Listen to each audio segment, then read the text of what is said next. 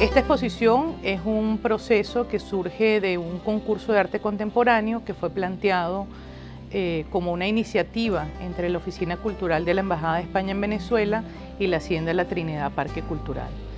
El resultado de este concurso, que se inspiró en los 500 años de la primera circunnavegación del globo, viaje emprendido por los navegantes Magallanes y Elcano, es un concurso que tomó como inspiración esa odisea ante la incertidumbre que significó para aquellos navegantes el ejercicio de una travesía inédita para consolidarse después como una gran hazaña para la humanidad. Tomó ese impulso para consolidar una investigación en torno al arte contemporáneo, es decir, pensando en el mundo o en el complejo mundo que la pandemia y la situación del COVID-19 nos trazó o nos confrontó desde el año pasado. De ese concurso trazamos una convocatoria en la que signamos varios detonantes, es decir, tratamos de inspirar a los artistas que a través de preguntas claves como quiénes éramos antes y quiénes somos ahora, cuáles son los caminos de la metáfora para trazar ese espacio sin igual que se estaba atendiendo ante nosotros, y dónde estaban las reflexiones de las artes visuales en medio de este escenario complejo y de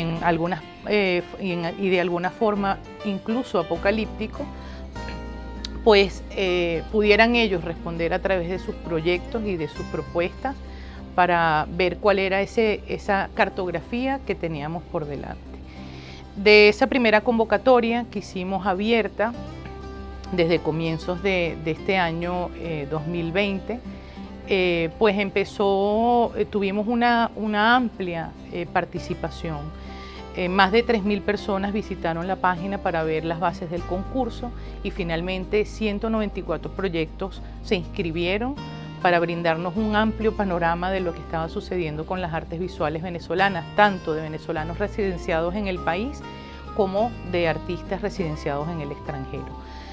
De esa amplia convocatoria y de ese alto nivel de participación, pues configuramos la preselección de 36 propuestas de la mano de 39 artistas, ya que tuvimos dos proyectos que trabajaron en conjunto, que fueron más de un artista. Esas 36 propuestas son las obras que se exhiben en los espacios de la Hacienda La Trinidad Parque Cultural y que nos brindan un panorama importante sobre la situación de las artes visuales venezolanas, sobre su compromiso además con la traducción del entorno y sobre la unión de tres territorios que en cierta forma están navegando en esta pequeña bóveda celeste que hemos consolidado en este lugar.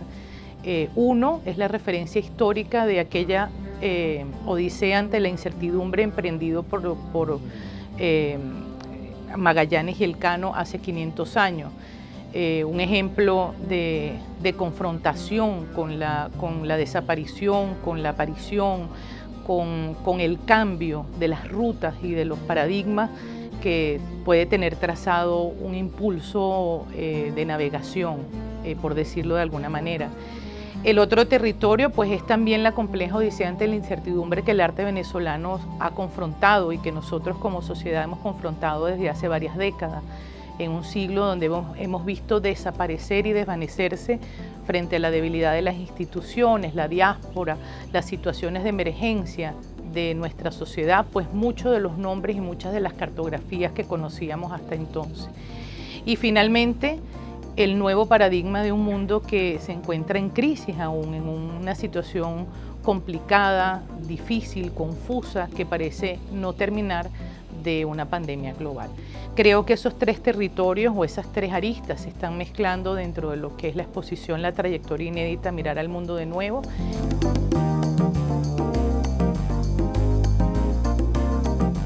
Habría que decir que también para el proyecto curatorial el encuentro con todos esos procesos, que fueron procesos que partieron de un detonante o de varios detonantes, o eran respuestas inéditas ante lo que sería construir un discurso curatorial en un espacio expositivo.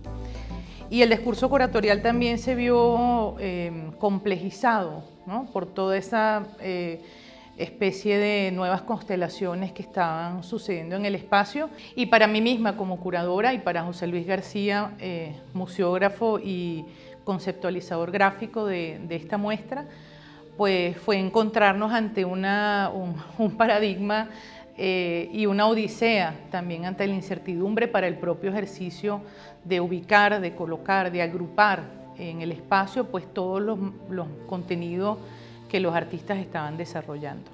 Fue así como surgieron varios núcleos, digamos que de alguna forma ubicamos algunas de las propuestas o de las obras en distintos núcleos expositivos. Esos núcleos están conformados por, en Casa de Hacienda, que sería el lugar principal o la entrada 1 de la exposición, está el núcleo Prolongaciones e Inmersiones. Inmersiones corresponde a todas las obras o a todos los trabajos donde los artistas profundizaron desde la construcción de ese territorio, de esa cartografía, de ese nuevo mapa, de esas nuevas ventanas a través de sus propios diarios personales. Inmersiones reúne una gran cantidad de apuntes en torno a la autorrepresentación, al performance, al diario de artista, a las acciones para la cámara, al video, al collage,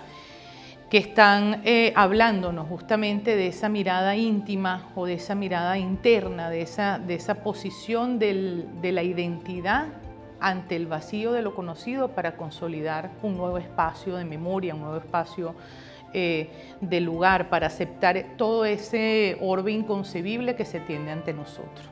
Prolongaciones, en cambio, reúne a las obras que acentúan pues, el tema del paisaje, que además es un tema fundamental dentro de la historia del arte venezolano, el paisaje extendido, donde nuevas estrategias desde los mundos virtuales, desde la revisión, desde las rutas que plantean archivos, redes sociales y otros territorios, pues se han consolidado como una estructura posible para la lectura de ese camino que la sensibilidad y la metáfora de cada uno de los artistas está emprendiendo en este recorrido.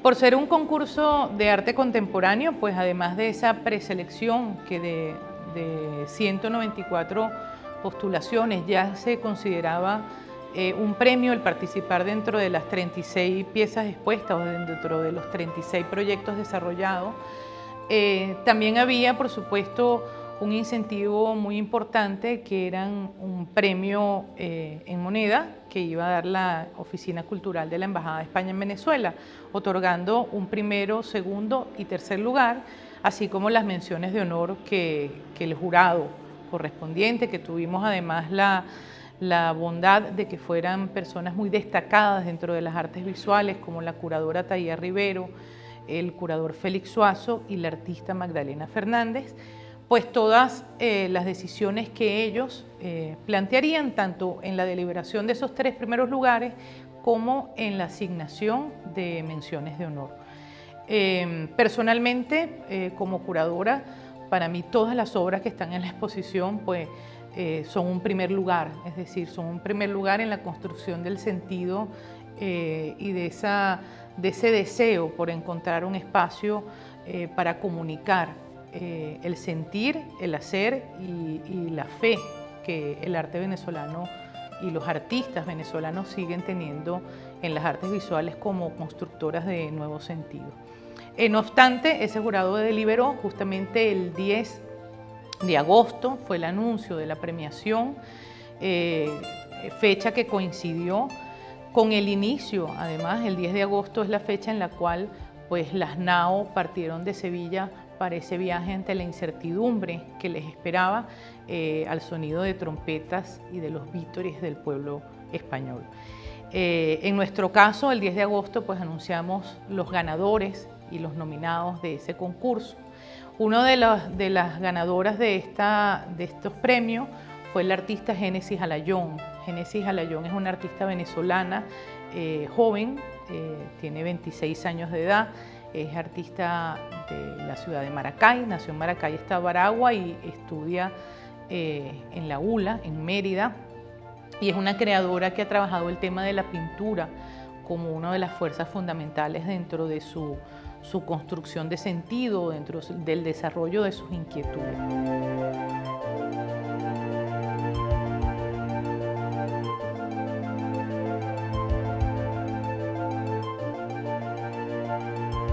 El tercer conjunto curatorial lo ubicamos en Secadero 3, en la Hacienda La Trinidad Parque Cultural, y en este grupo pues reunimos obras bajo el título Desviaciones, es decir, son todos artistas que trabajaron digresiones, giros, marcas, símbolos, emblemas significantes de un discurso más crítico, ¿no? Dirigido directamente al cuerpo social y al cuerpo político, como un cuestionamiento hacia ciertas formas de construcción de la historia y de deconstrucción de la historia que nos ha sostenido como sociedad hasta nuestros días.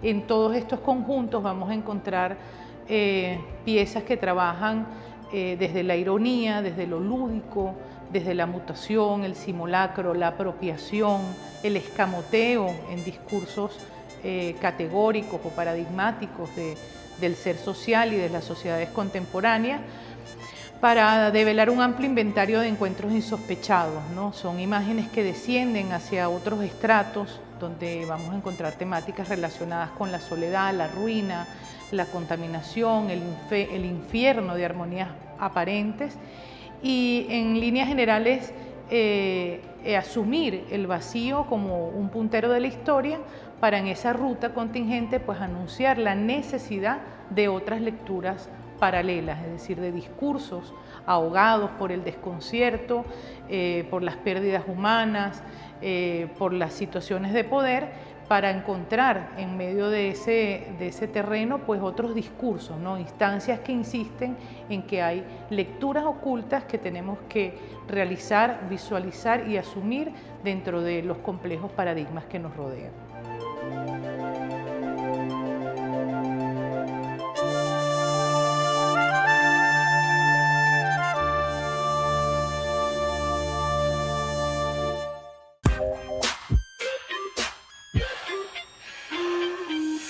Hola amigos de Vale TV. Una última escala en el aeropuerto de Tegel. Las luces de la terminal hexagonal del aeropuerto de Berlín se apagaron el 8 de noviembre de 2020. Sin embargo, debido a la situación pandemia, no se le pudo dar la despedida que se merece. Por tal motivo, el festival Zona Ambiente, de 2 semanas de duración, se despide para siempre del aeropuerto de Tegel. Más detalles con María Luz Moraleda del canal DW Deutsche Welle.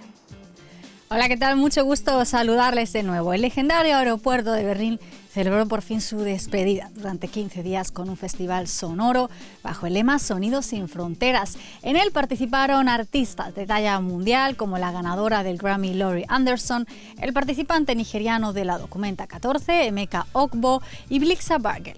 El festival no solo ofreció conciertos, sino también instalaciones sonoras, como por ejemplo anuncios ficticios que llaman al visitante para próximos vuelos inexistentes y les evocan así la nostalgia de sus viajes y encuentros pasados. Arte sonoro, en lugar del ruido de aviones, es el eje central de esta fiesta de despedida.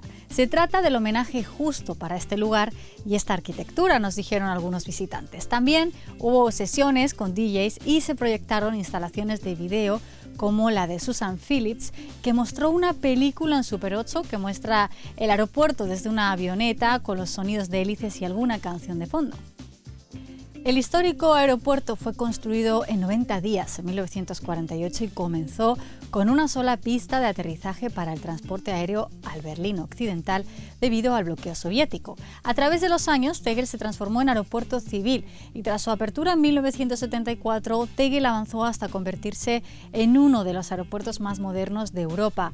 Era uno de distancias muy cortas, diseñado por los arquitectos de Hamburgo, Meinhard von Gerkan, Volkwin Mark y Klaus Nickels. Fue su primer gran proyecto. Era un aeropuerto donde la comodidad de los pasajeros era la prioridad. Y esto fue posible gracias a la construcción hexagonal especial. Y esto significa que había un anillo exterior y otro interior. Desde el anillo interior, es decir, desde donde se llega en bus o en taxi hasta el avión, había un paseo de solo 32 metros, nada que ver con la arquitectura aeroportuaria actual. A partir de ahora, el edificio de la terminal, catalogado como tal, se convertirá en la Universidad de Ciencias Aplicadas de Berlín y en el terreno del aeropuerto se construirá un parque industrial y de investigación, así como una innovadora zona residencial de 5.000 viviendas para unas 10.000 personas. Durante el festival, los visitantes pudieron al menos experimentar el icono arquitectónico por última vez antes de que se reconstruyan los edificios de la terminal. Desde el canal DW Deutsche Welle se despide hasta la próxima. Con mucho gusto, María Luz Moraleda con más temas culturales.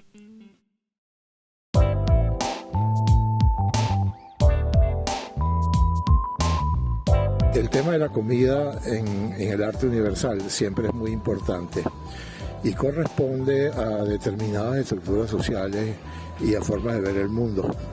En una época teocrática, o sea, en una época religiosa, siempre comienza con imágenes del Dios a la cual pertenezca esa cultura. En el caso nuestro, la civilización cristiana ya fue más después de la Edad Media, que empezaron a aparecer algunas imágenes, sobre todo en el norte de Europa, con artistas como Aertsen y varios más holandeses, y empezaron a aparecer bodegones, empezaron a aparecer mercados, ya con la figura de Jesucristo en una parte, ya no es la figura central, sino más en el fondo de la imagen. Eso correspondió a lo que eran las revoluciones burguesas. Y así sucesivamente, y hasta que llegamos a la época, llamémosla contemporánea, el bodegón típico que nosotros vemos en Venezuela ya corresponde primero a la edad petrolera, a la época petrolera de Venezuela, a la época del bienestar y lo que sería la formación de los estratos burgueses dentro de la sociedad venezolana. La crisis económica, por supuesto, ha generado nuevas formas de ver. Entonces, yo hice una proposición a ojos cerrados, yo sin ver la obra, le planteé muchos artistas, muy buenos artistas jóvenes contemporáneos, que ellos abordaran el tema de la comida. El tema de la comida, cada uno fue libre de presentar lo que quería y cada uno presentó lo que ellos consideraban. Entonces, lejos de ser como una comida que uno se imagina, un bodegón para el comedor de su casa, aquí lo que es tema es como lo transitivo, lo perentorio que es la comida, el deterioro de lo que es la comida, el desabastecimiento. Esos son los temas que han sido planteados por los jóvenes. Aquí no hay una visión ideológica, por llamarlo de alguna manera, sino es una visión de todos y cada uno por separado. Y es una exposición que es muy llamativa por eso. Retrata el país. Son 12 artistas que participaron. Yo me precio de conocer el arte contemporáneo venezolano bastante bien y hay artistas que pueden dar el tema. Entonces a ellos los llamé y en esta colectiva están todos ellos participando y están mostrando lo que ellos ven, el tema de la comida. Ellos vinieron aquí, yo no había visto ninguna obra hasta que ellos llegaron, porque no me gusta interferir en la obra de los artistas. Entonces hicieron su montaje, se hizo el montaje y es lo que ustedes van a ver a continuación. El único aporte que yo creo que además es un aporte interesante, es la parte de la cronología en la historia de Venezuela, del arte de la historia de Venezuela, y comienza aquí con 1500 y tantos, con Teodoro de Bry, que era un protestante que peleaba con la Iglesia Católica en épocas cuando estaban contra el Imperio Español. Y así vamos sucesivamente. Después la gente que vino, los exploradores, que también muchos de ellos franceses, empezaron a ver el país como Orbigny o gente tan interesante como Riou o Chafanyón, entonces, que son gente muy poco conocida. He incorporado la gente de fotografía porque si estamos hoy en día dándole una validez a la fotografía contemporánea, me parece que es justo incorporar a aquella gente que hace 200 o más años vino a Venezuela e hizo grabados o fotografías en ese momento. Y eso sigue hasta, por lo menos en la que vamos a presentar hoy, o estamos presentando ahora, llegamos hasta el año 1900, al final con obras de Michelena, de Cristóbal Rojas, de Rivero Sanabria, que es prácticamente como el comienzo de la burguesía en Venezuela. Después lo hemos dejado hasta ahí por razones de espacio. Después vendrá el tiempo de los maestros de la Escuela de Caracas, que es la plenitud del bodegón. Y bueno, hasta la época de lo que sería el alto consumo en masa, con la época de la industrialización de la comida como argumento fundamental de todo esto.